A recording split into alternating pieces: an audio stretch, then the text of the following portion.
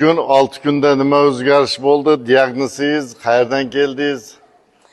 Men Samarqand shahridan keldim. Ismim Bahronova Marhabo, 59-yilda tug'ilganman. Bu Ravshan akamning Facebook orqali qizim birinchi safar ko'rib, nabirachamni Xudo Alloh shifo berdi dardlarga, nabiracham yuradigan bo'ldi hozir. Shu tufayli qizim meni Ravshan akani nimalarini ko'rib, bizlar shu yerga, meni ham oyi shu yerga yuring deb olib keldi.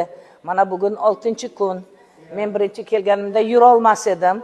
Hozir Xudoga shukr, men yaxshiman. Kattakon rahmat Ravshan aka sizga. Qo'llaringiz dard ko'rmasin, bolalaringizni huzuri, rohatlarini ko'ring. Bizni Samarqandda avval grija boshida 8 ga 5 edim.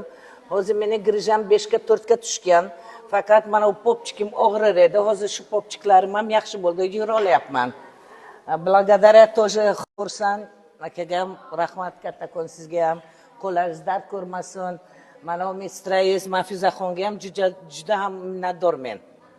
Yurishim ham Allohga shukr. 4 kilo ozdim desam ham bo'ladi. 94 kilo edim, 90 kiloga qolibman.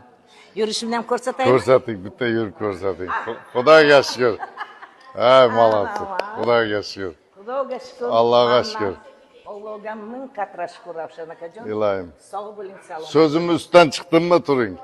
Men birinchi kun so'z berdimmi, qizday qilib beraman, yig'lamang dedim. So'zim ustidan chiqdimmi? So'zingizdan ustidan chiqdingiz, lekin bittasining ustidan chiqmadingizki, sportsmenka qilaman, xo'p, sportsmenka qildingiz, lekin kuyov topa olmadingiz-da menga. Xudo xolasa endi. Dostoynisini izlay, bunda dostoynisi. Rahmat. Xo'p, yaxshi bo'lib keting, xo'p. Kasal bo'lmang, xo'p.